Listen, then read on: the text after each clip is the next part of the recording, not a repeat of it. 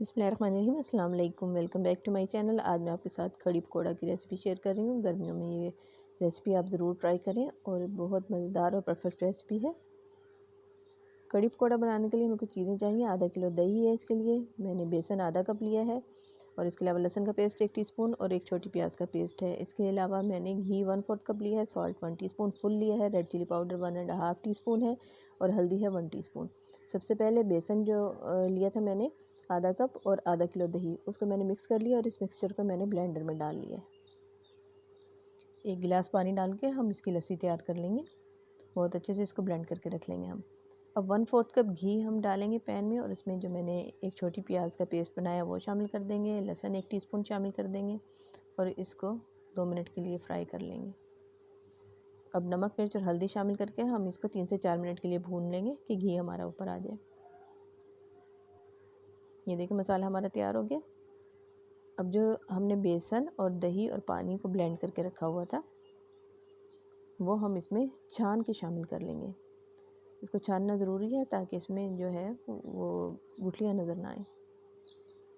फुटकियाँ ऐसी कई दफ़ा दही की रह जाती हैं, वो नज़र आती हैं। अब इसमें मज़ीद मैंने 4 से 5 गिलास पानी के शामिल कर दिए और इसको दरमियानी आंच पे पकने के लिए रख देंगे। ये देखिए इसमें चम्मच रख दिया है ताकि कड़ी उबल के बाहर ना आए। इस दौरान हम पकौड़ों का बैटर तैयार कर लेंगे। इसके लिए मैंने 1.5 कप बेसन लिया है, उसमें 1 teaspoon red chilli powder, 1 teaspoon salt और थोड़ी सी हल्दी 1/4 टीस्पून हल्दी डाल के थोड़ा थोड़ा पानी डाल के हम एक स्मूथ साइज़ का मिक्सचर तैयार कर लेंगे पकौड़ों के लिए। पानी हम थोड़ा थोड़ा करके ही ऐड करेंगे, एकदम से ऐड नहीं करेंगे वरना बहुत थिन ना हो जाए। ये देखें, बस इसका तरीका ये है कि हमने इसको बहुत अच्छे से फेंटना है। विस्क की मदद से फेंटें या चम्मच की मदद से, लेकिन थोड़ा थोड़ा पानी ऐड करते रहें और देखें अंदाज़न मतलब आपको पानी ऐड करना है इसमें। ये देखिए स्मूथ सा एक हमने इसका बैटर तैयार कर लिया। बहुत अच्छे से हमने इसको मिक्स किया है। ये देखें अब इसमें मैंने एक प्याज बारीक स्लाइस करके वो शामिल कर दी है। इसके अलावा मैं इसमें कुछ नहीं शामिल करूँगी। अगर आपको पसंद हो तो आप मतलब थोड़े बहुत पालक या कोई चीज़ शामिल कर सकते हैं, लेकिन ज़रूरत नहीं है। घी को अच्छे से गर्म कर लिया और इसमें ये पकोड़े हम फ्राई कर लेंगे। पकोड़े फ्राई करने के लिए घी का अच्छी तरह गर्म होना ज़रूरी है। अगर ठंडे तेल में डालेंगे या घी में डालेंगे तो ये फूलेंगे नहीं।